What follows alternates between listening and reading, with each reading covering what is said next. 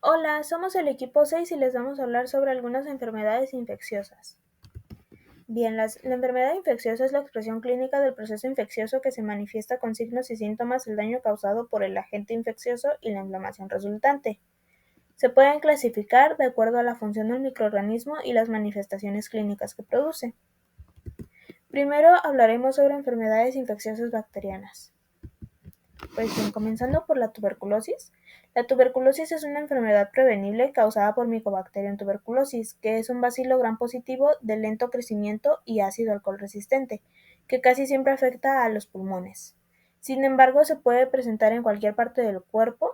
Esto se le conoce como tuberculosis extrapulmonar, por ejemplo, la cavidad oral, aunque de verdad es muy raro y pues es demasiado poco común. Eh, por ejemplo, en cavidad oral se presenta de forma macroscópica con ulceraciones, como lo podemos observar en la imagen de abajo a la izquierda. Esta enfermedad se transmite de persona a persona y puede provocar síntomas como los siguientes: tos, fiebre, debilidad y pérdida de peso, dolores torácicos y sudoración nocturna. En 2022 esta enfermedad causó aproximadamente 1.3 millones de muertes en todo el mundo. Alrededor del 25% de la población mundial está infectada, pero solo entre el 5 y el 10 desarrollan una tuberculosis activa. El 13% de los casos nuevos y 17% de los casos previos son resistentes a INH y son sensibles a rifampicina. El 80% de los casos se concentran en 8 países, que son India, Indonesia, China, Filipinas, Pakistán, Nigeria, Bangladesh y la República Democrática del Congo, con tasas que van de entre los 58 a los 173 casos por 100.000 habitantes. En 2022, 7.5 millones de personas fueron diagnosticadas con tuberculosis, el 46% en el sudeste asiático, 23% en África y 18% en el Pacífico occidental. El 85% de los casos se asocian con una reactivación de una infección tuberculosa latente, conocida como tuberculosis secundaria. Esto se refiere a que ya el paciente tuvo un contacto previo con la tuberculosis. El 5% de los pacientes presentan una coinfección por VIH y otro 5% de los infectados suelen desarrollar la enfermedad activa 2 años tras la infección. Algunos factores de riesgo son el consumo excesivo del tabaco y el alcohol, una historia previa de tuberculosis como la reactivación de una infección de tuberculosis latente o tratamientos anteriores incompletos. Condiciones socioeconómicas desfavorables como pobreza, viviendas mal ventiladas, un contacto prolongado con personas con tuberculosis activa, etc. Y también estados de inmunosupresión.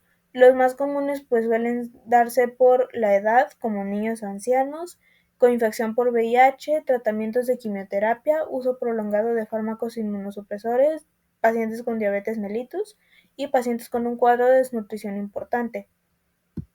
Pero bueno, ¿cómo es que esta enfermedad avanza? O sea, ¿cómo se presenta en el cuerpo? Pues bien, la tuberculosis se transmite por gotitas de saliva que contienen a Mycobacterium tuberculosis. Son expulsadas por los pacientes con tuberculosis activa cuando tosen, estornudan o hablan. Cuando el nuevo hospedero inhala los bacilos, estos viajan por el tracto respiratorio hasta llegar a los alvéolos pulmonares. Ahí los macrófagos alveolares intentan fagocitar a los bacilos. Si no lo logran, las bacterias se multiplican dentro de los macrófagos, infectándolos y se vuelven a salir para volver a infectar a otros macrófagos. A este tiempo también se reclutan linfocitos T y otras células del sistema inmune al sitio de infección. Se forma una respuesta celular para intentar contener a las bacterias e inicia la formación del granuloma. En individuos inmunocompetentes, el granuloma logra contener la infección y las bacterias entran en un estado latente, o sea, un estado inactivo. El paciente sigue siendo asintomático y todavía no es capaz de contagiar a otros. Esto se le conoce como granuloma sólido. La bacteria es muy lista, entonces puede evitar la muerte bloqueando la fusión del fagosoma con el lisosoma, modifica la respuesta inmune y el metabolismo lipídico del hospedero para poder sobrevivir dentro del granuloma. Es decir, las bacterias siguen vivas pero están contenidas dentro del granuloma. Los macrófagos se transforman en macrófagos espumosos. En el centro del granuloma puede haber necrosis gaseosa y pues esto pasa a llamarse granuloma gaseoso, que actúa como un reservorio bacteriano. En individuos con inmunosupresión, el sistema inmune no logra contener la infección, el granuloma gaseoso se licúa, cavita y pasa a ser tuberculosis activa. Aquí el paciente comienza pues, a presentar síntomas y se vuelve infeccioso, es decir, puede contagiar. La cavitación destruye el tejido pulmonar, lo que provoca es que se liberen los bacilos y el paciente se vuelva altamente infeccioso. Los bacilos pueden propagarse por el pulmón o entrar a torrente sanguíneo y así diseminarse hacia otros órganos. Aquí podemos observar a un pulmón con necrosis gaseosa. Pero bueno, ¿cómo diagnosticamos la tuberculosis? Bien, la tuberculosis pues requiere de un enfoque, o sea, específico. Tenemos que ver si queremos detectar una tuberculosis latente, activa, pulmonar o extrapulmonar. De esto depende el diagnóstico.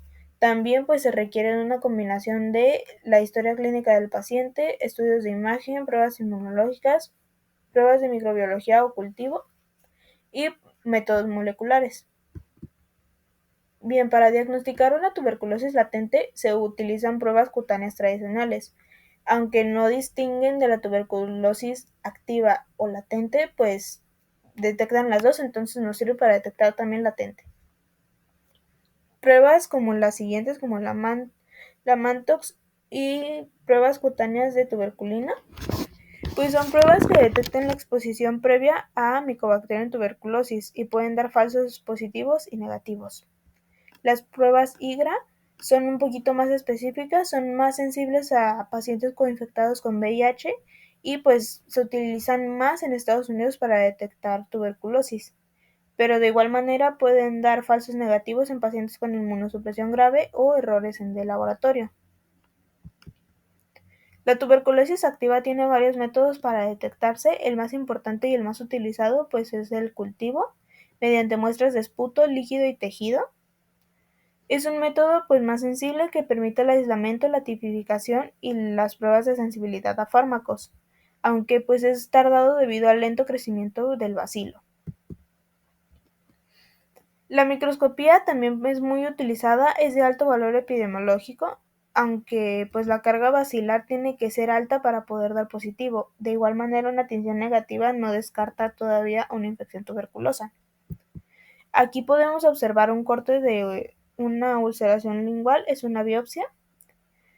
Aunque en boca es muy raro que se presente, es posible y aquí podemos observar un granuloma epiteloide de células gigantes y necrosis gaseosa en el centro.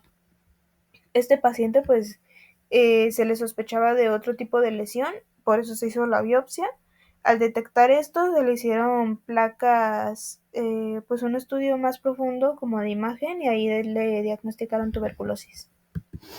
También pues los estudios de imágenes son un apoyo muy importante para detectar las lesiones pulmonares. Sus hallazgos pueden incluir tuberculosis primaria, tuberculosis por reactivación o coinfección con VIH, aunque es importante destacar que ninguna de estas confirma pues el diagnóstico por sí sola, o sea, la pura imagen no puede determinar si tienes tuberculosis o no.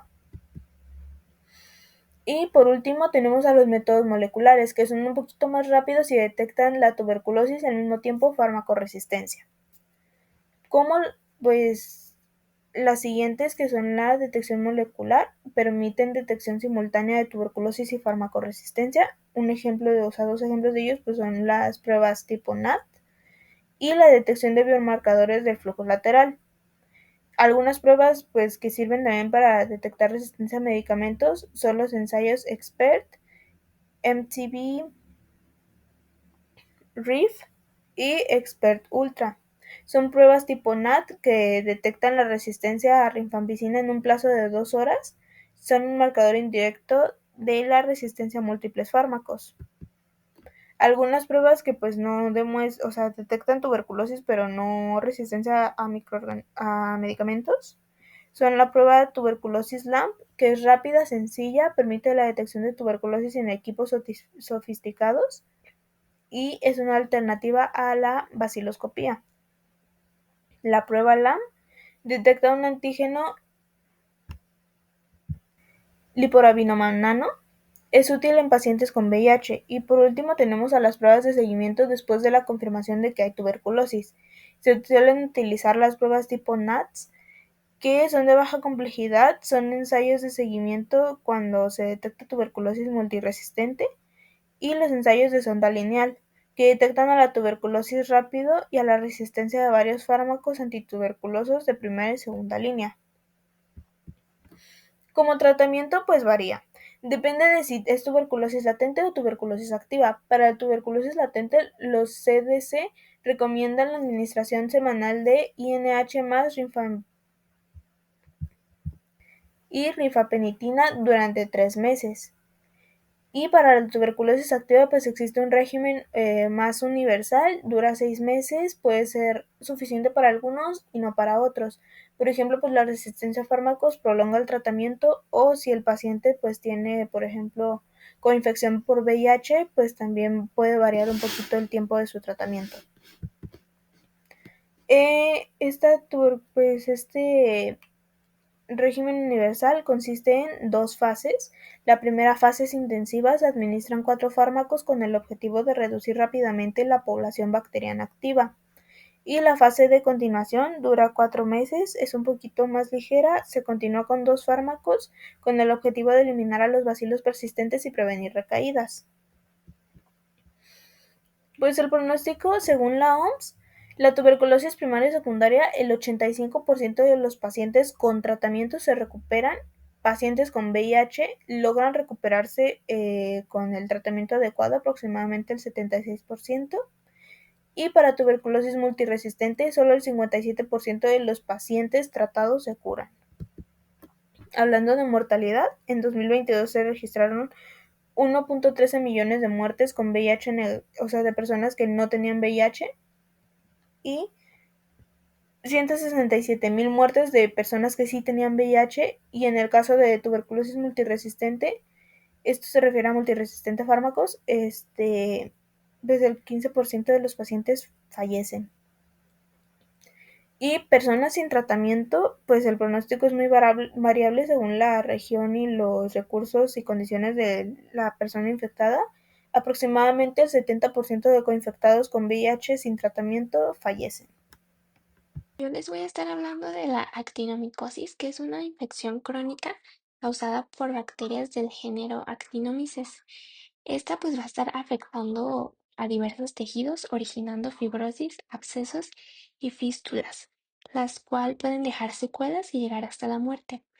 Y pues van a estar causadas, pues como ya les dije, por las bacterias actinomyces, que estas son bacilos pleomórficos, gram positivos, anaerobios estrictos, con catalasa negativa, y estos es muy importante mencionar que forman parte de la microbiota normal oral, gastrointestinal y del tracto genital femenino. Y como causante principal de esta enfermedad tenemos al Actinomyces israelí, aunque pueden participar también pues muchísimos otros.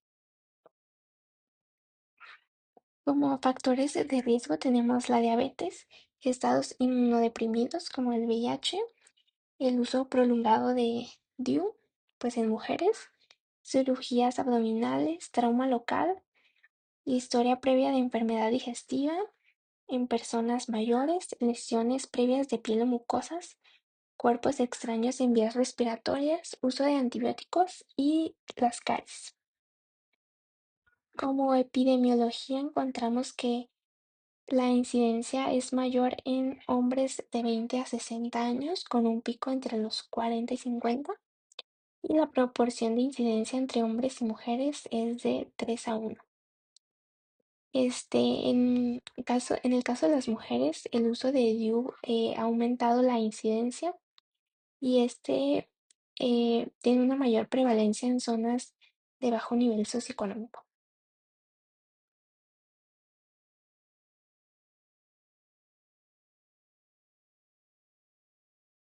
Bueno, hablando ya de la patogenia, los puse por pasos. Primero va a ser el reservorio y la colonización, que como les comenté, los actinomyces se encuentran en la microbiota normal y estos viven ahí sin provocar daño mientras la barrera epitelial esté intacta.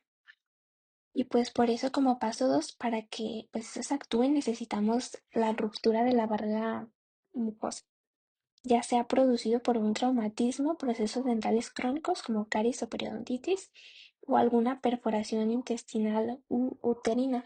Y la ruptura pues de esto va a provocar la invasión de los actinomices a tejidos profundos. Como tercer paso tenemos la invasión tisular y el crecimiento. Estos se van a encontrar en el tejido profundo y con poco oxígeno, que es lo que les va a brindar su crecimiento, que este suele ser lento y suele formar filamentos ramificados.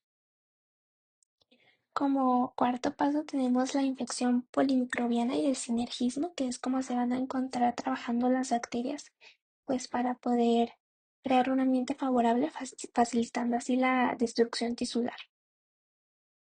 Como quinto paso se va a desencadenar pues la respuesta inflamatoria y esta va a formar abscesos y material purulento. Como sexto paso tenemos que la inflamación va a llevar a cabo la formación de trayectos fistulosos que drenan la piel y las mucosas, y estos suelen ser persistentes y crónicos. Y en el exudado vamos a poder observar algo que se le llama gránulos de azufre, que son pequeños gránulos amarillos o pueden ser oscuros, y esto nos va a ayudar en el diagnóstico. Y como último paso tenemos la fibrosis, disminución y manifestaciones. Pues la fibrosis se va a producir y suele diseminarse de forma continua a través de planos tisulares o también por vía hematógena. Y las manifestaciones clínicas se van a dar según la localización de la infección. Como síntomas, este, tenemos que el cuadro clínico de la actinomicosis es muy inespecífico porque puede manifestarse según el sitio de la afección. Los más afectados generalmente son el área cervicofacial, torácica y pélvico-abdominal, y fue los que les puse aquí. Pero como manifestaciones generales tenemos la formación de nódulos o tumores, abscesos pequeños con fístulas que tengan una secreción purulenta, lo que les comentaba hace rato, y alrededor vamos a encontrar los gránulos de azufre también. Y esta es una infección que se disemina a tejidos adyacentes, y también vamos a tener fiebre y pérdida de peso. Hablando de la actinomicosis cervicofacial, pues vamos a encontrar un bulto pequeño, duro, aplanado, que puede ser doloro o indoloro, debajo de la mucosa yugal, de la piel del cuello o en la mandíbula, como podemos ver en la foto. Y luego aparecen áreas reblandecidas que se convierten en fístulas que secretan los gránulos de azufre, como ya les había comentado. Y pues aquí vamos a tener áreas comprometidas como mejillas, lengua, faringe, glándulas salivales, huesos craneales, meninges y el encéfalo. Hablando de la actinomisis torácica, podemos presentar dolor torácico, fiebre, tos, y se va a producir igual una perforación de la pared torácica para formar las fístulas. Y ahí también les puse una imagen de más o menos cómo se ve. Hablando de la actinomicosis abdominal, aquí vamos a encontrar al intestino, habitualmente al ciego y al apéndice, infectados, al igual que el peritoneo. Vamos a tener dolor, vómitos, diarrea, estreñimiento causado por las masas abdominales, que van a producir una obstrucción intestinal, y las fístulas igual de drenaje que se van a dar al exterior a través de la pared abdominal. Y también encontramos la actinomicosis, pélvica, que esta se da en pacientes que tienen el DIU por mucho tiempo, y puede presentarse como dolor pelviano o hipogástrico. Para el diagnóstico lo que nos va a ayudar es la observación de los gránulos de azufre, pero igual vamos a necesitar confirmar la presencia de los actinomyces mediante microscopía y cultivo, ya sea de esputo, pus o una biopsia. Y pues ya confirmando la presencia de los actinomyces, podemos llevar a cabo un tratamiento no farmacológico como procedimientos quirúrgicos o reparaciones. Los abscesos pequeños pueden aspirarse, los grandes drenarse y las fístulas se extirpan quirúrgicamente. Y en caso de las mujeres de tener el DIU necesita retirarse. Y en el farmacológico lo que vamos a encontrar es que los antibióticos de primera elección van a ser los betalactámicos de tipo penicilínicos en forma parental u oral, y en pacientes alérgicos podemos usar macrólidos, lincosamidas y tetraciclinas. El tiempo suele ser prolongado. Ahí les puse más o menos que de 2 a 6 semanas, pero pues obviamente es viendo la evolución del paciente. Y como pronóstico de esta enfermedad tenemos que es lentamente progresiva, como ya les había comentado, y suele relacionarse el pronóstico con el diagnóstico temprano, obviamente. Y en forma más favorable de esta enfermedad encontramos la cervicofacial y puede empeorar progresivamente en forma torácica, abdominal y generalizada, en especial si se encuentra comprometido el sistema nervioso central, que como les decía es una bacteria que puede irse a muchos lugares, pero pues yo les puse los principales.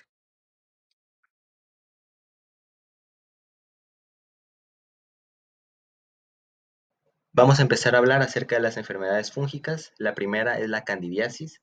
La candidiasis es una micosis causada por diversas especies de levaduras del género Candida, especialmente Candida albicans. Esta forma parte de la microbiota normal de la piel, de las mucosas, del tracto respiratorio, pero puede convertirse en patógena ante ciertas condiciones.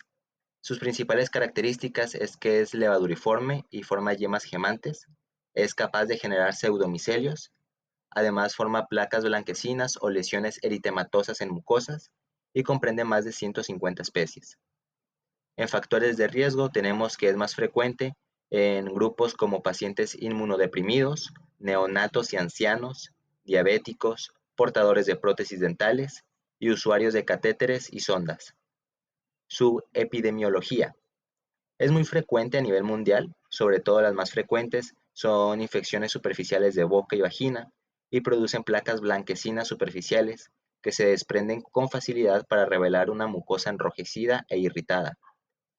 Además, es la principal micosis oportunista en pacientes inmunocomprometidos. Su patogénesis.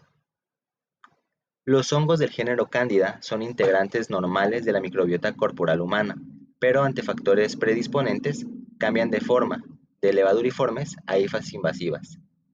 Después se adhiere a receptores celulares y luego ocurre una microinvasión rompiendo la barrera epitelial, como se ve en el diagrama. Esto lo hace con enzimas proteasas y fosfolipasas. Después escapa de la fagocitosis y modula la respuesta inmune, y puede acceder al torrente sanguíneo y diseminarse a órganos causando candidemia, endocarditis, meningitis, entre otras.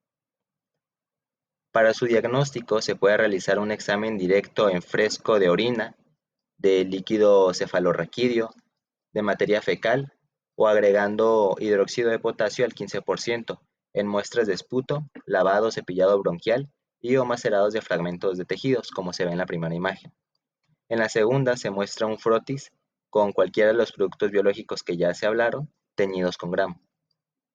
También se puede hacer su diagnóstico a través del cultivo en agar dextrosa saborout con o sin cicloheximida, y se ve un crecimiento de colonias levaduriformes, de bordes enteros, limitadas, poco elevadas y de color blanco, y crecen de 3 a 5 días en temperatura ambiente. También se le pueden realizar pruebas serológicas que se utilizan en candidosis sistémica y granulomatosa. También se le pueden hacer pruebas fisiológicas y bioquímicas, donde se utilizan medios de cultivo cromogénicos, formación de pseudomicelio, hifas y clamidoconidios en agar harina de maíz con Twin 80. Y por último, se le pueden realizar estudios anatomopatológicos, que demuestran elementos parasitarios como levaduras redondas u ovales únicas o con blastoconidios, con o sin formación de pseudomicelios. Además de la tinción hematoxilina eosina, se recomienda el uso de PAS, Papa Nicolau y tinciones argénticas. Acerca de su tratamiento, se deben eliminar primeramente los factores predisponentes y acompañar esto junto con el uso de antifúngicos tópicos como nistatina, imidazoles, vinagre blanco, diluido, solución saturada de bicarbonato de sodio. Y también se pueden utilizar antifúngicos sistémicos como la anfotericina B, fluconazol y el hidraconazol. Su pronóstico es favorable en formas localizadas, tanto oral, vaginal o cutánea, con un tratamiento adecuado. Es reservado grave en formas sistémicas o invasivas, especialmente en pacientes críticos. Y hablando de la candidemia hospitalaria, puede llegar al 40 o 60%, del 40 al 60% de mortalidad si no se trata oportunamente. Y las recurrencias es algo frecuente si no se corrigen los factores predisponentes. Vamos a pasar ahora con lo que es la mucormicosis. Este es otro tipo de infección fúngica poco frecuente causada por hongos del orden mucorales, causada por mohos zygomycetes. Los agentes causales más típicos son el mucor, Absidia, Rhizopus y Cunningamela. Son la tercera causa de infección fúngica invasiva, después de la candidiasis y la aspergilosis. Y pues básicamente la mucormicosis es una patología con un alto índice de mortalidad si no se trata a tiempo y si no lleva un adecuado tratamiento, ya sea quirúrgico o con antifúngicos. Estos hongos son saprófitos ubicuos que se encuentran usualmente en el suelo, alimentos en descomposición y materia orgánica. Cuando las defensas del huésped están deprimidas, las hifas del hongo lo que van a hacer es invadir los tejidos y vasos sanguíneos principalmente, que es por lo que se destaca esta infección fúngica, y pues van a producir necrosis e infarto hemorrágico. Continuamos ahora con los tipos de mucormicosis que existen. Empezamos con la primera de la que vamos a hablar porque es de las más representativas o de las que más casos registrados tienen, que es la rinocerebral. Esta aparece sobre todo en pacientes con cetoacidosis diabética. Algunos de los síntomas son congestión nasal o sinusitis persistente, dolor facial o periorbitario, cefalea intensa, fiebre, edema y enrojecimiento facial, especialmente alrededor de la órbita, secreción nasal oscura con sangre, y si se llega a extender al cerebro, puede haber una alteración del estado mental y lo que ocasionaría, pues, por ejemplo, convulsiones. Mm, en este tipo de mucormicosis lo que va a suceder es que las esporas germinan en el epitelio nasal o pues sinusal, produciendo hifas anchas no septadas. Estas hifas invaden rápidamente los vasos sanguíneos locales y pueden provocar una trombosis, una isquemia o una necrosis al tejido. Esto pues como las primeras manifestaciones clínicas, como lo pueden ver en la imagen superior, donde se ve ya un tejido necrosado en el paladar duro del paciente. Eh, si esto progresa, que es lo más común, y si no se diagnostica a tiempo, se puede extender desde los senos paranasales de la órbita al paladar duro, como en la imagen, y a la cavidad craneana. Se extiende desde estos puntos y produce escaras necróticas negras en el paladar o en el cornete nasal, que es pues el signo más clásico, como en las imágenes, ¿no? Que ya se ven puntos ya totalmente necrosados, obviamente, como por ejemplo en la imagen inferior, ya pasó mucho tiempo y no se trató como debió de haber sido. Seguimos ahora con la mucormicosis pulmonar. Esta es frecuente en neutropénicos o pacientes con leucemia. Los síntomas más perceptibles son la fiebre alta persistente, una tos productiva o hemóptisis, que es la tos con sangre, dolor torácico pleurítico, dificultad respiratoria progresiva y ya en etapas avanzadas, pues signos de neumonía necrosante. Son perceptibles áreas de cavitación y de necrosis. Tenemos ahora la mucormicosis cutánea. Esta se desarrolla tras heridas contaminadas, quemaduras o traumatismos, y pues es una de las mucormicosis más comunes. Los síntomas más típicos son la lesión ulcerada o necrótica de evolución rápida, con bordes violáceos o negros. va a estar presente el dolor intenso y el tejido desvitalizado, y se puede llegar a extender al músculo o fascia, como por ejemplo una celulitis necrosante. Pasamos ahora a la mucormicosis gastrointestinal. Esta es más común en lactantes prematuros o personas desnutridas. Sus síntomas son el dolor abdominal, las náuseas, vómitos o hemorragias digestivas. Tenemos también a lo que es la necrosis intestinal, lo que ocasionaría una perforación o una peritonitis. Y también síntomas como fiebre y signos de sepsis. Tenemos ahora la mucormicosis diseminada. Esta ocurre en pacientes inmunocomprometidos graves, como por ejemplo con leucemias, trasplantes o pacientes con VIH en etapa de SIDA.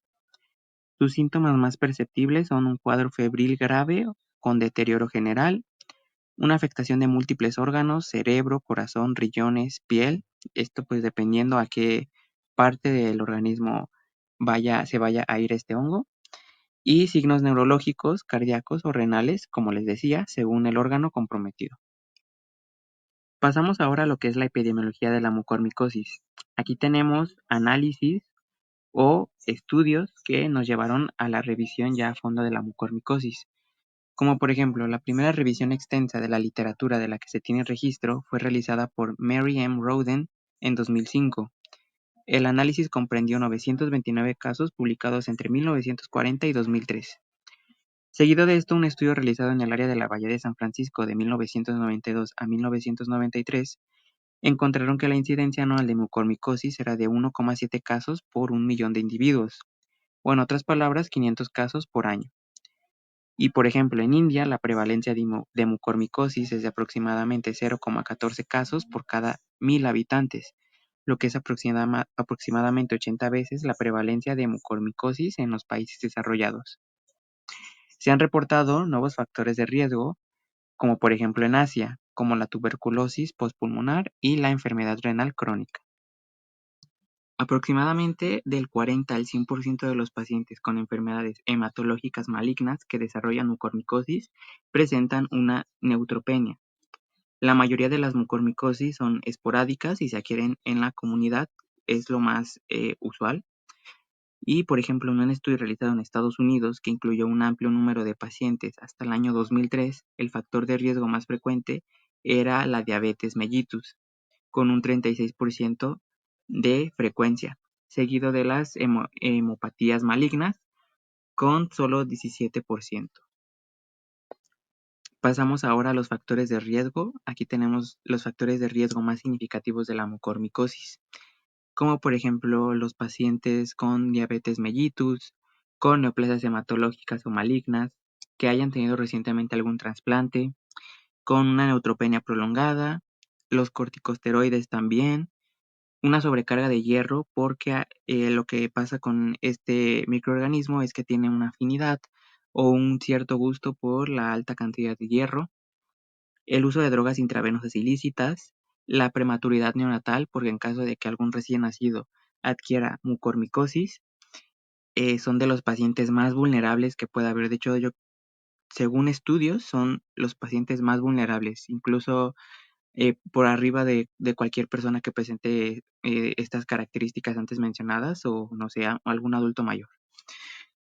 También un dato importante es que estudios han demostrado que la enfermedad subyacente está correlacionada con el sitio de la infección.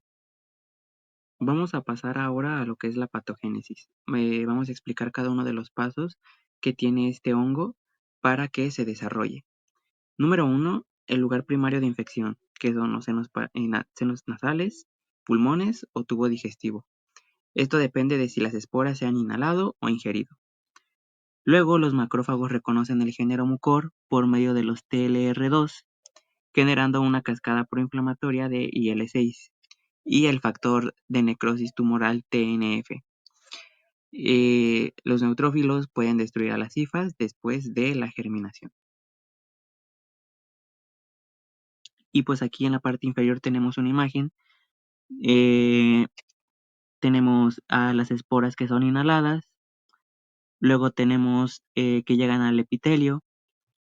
Tenemos que se activa nuestro sistema inmune tratando de fagocitar, pero lo lo que sigue, como es un hongo demasiado destructivo, va a llegar a nuestros vasos sanguíneos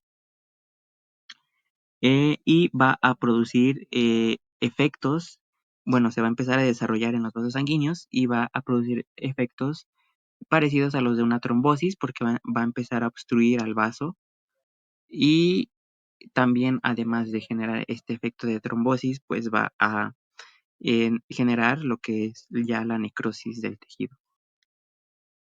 Número 3, tenemos el incremento del hierro libre, favorece la proliferación del mucor.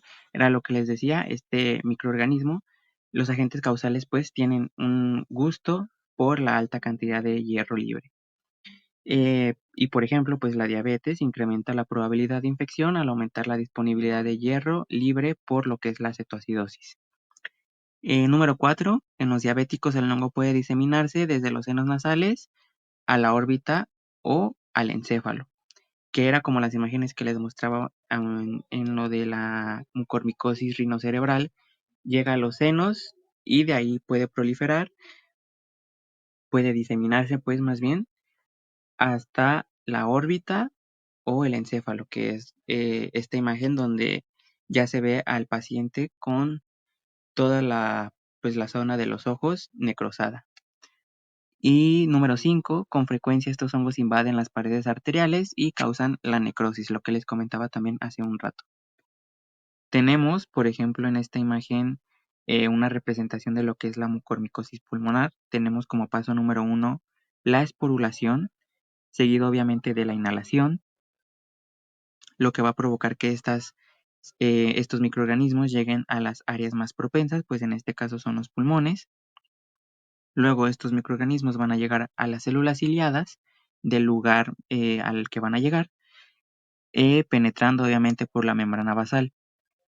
En el caso de que haya una inmunosupresión inducida por corticoides, pues va a haber un reclutamiento de leucocitos polimorfonucleares y si no se trata, pues un daño tisular. Y por ejemplo, en la situación de neutropenia, va a haber un excesivo crecimiento de las hifas y una diseminación pues rápida. ¿Cómo se va a diagnosticar? Bueno, pues tenemos pruebas convencionales como es la tomografía computarizada, la tomografía por emisión de positrones o tomografía computarizada, microscopía directa e histopatología, obviamente pues el cultivo de varias muestras clínicas.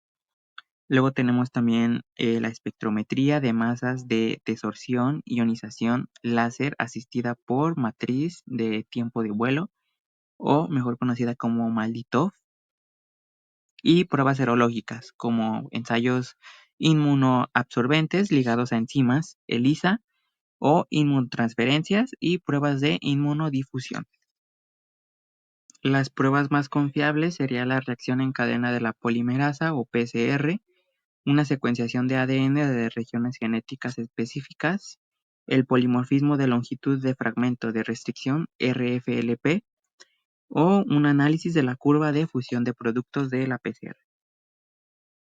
Tratamiento. Los pacientes con una mucormicosis confirmada o bajo sospecha requieren de una contundente actuación multidisciplinar. Los tratamientos más recomendados pues evidentemente son los antifúngicos. El más recomendado es la anfotericina B, pues se considera el fármaco de elección para el tratamiento primario de la mucormicosis, debido a su mayor eficacia contra la mayoría de las especies causantes. Su eficacia se ha demostrado en estudios in vitro e in vivo. Tenemos también antifúngicos como el posaconazol, que resultó ser el segundo antifúngico eficaz contra la mucormicosis.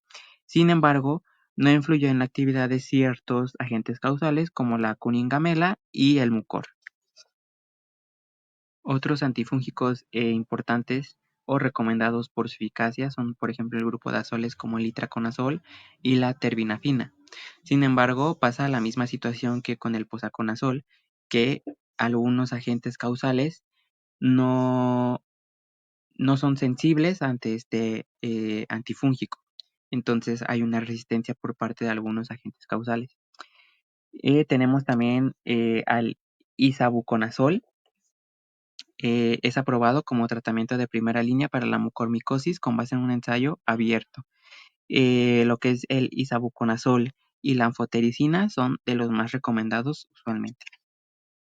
Tenemos también a lo que es el tratamiento quirúrgico, que como recordarán, pues la mucormicosis pues es una patología que se disemina rápido y si no se trata a tiempo, de verdad muy a tiempo, incluso si no se trata en cuestión de minutos, pues puede afectar estructuras importantes por la cuestión de que afecta a los vasos sanguíneos y puede llegar a producir pues lo que es la necrosis. Entonces, el tratamiento quirúrgico es de los tratamientos más ideales y pues específicos, ¿no? La resección quirúrgica de los tejidos necróticos y desvitalizados es el núcleo del tratamiento de muchas mucormicosis. Por ejemplo, en la mucormicosis pulmonar se ha demostrado que la intervención quirúrgica junto con una terapia antifúngica adecuada mejora significativamente la supervivencia en comparación con solamente una terapia antifúngica, ¿no? De solamente llevar anfotericina, por ejemplo. Y pues, como les decía, pasa lo mismo con la mayoría de las mucormicosis, porque es necesario usualmente siempre una desbridación quirúrgica y seguido con un tratamiento de los antifúngicos que expliqué en las diapositivas pasadas.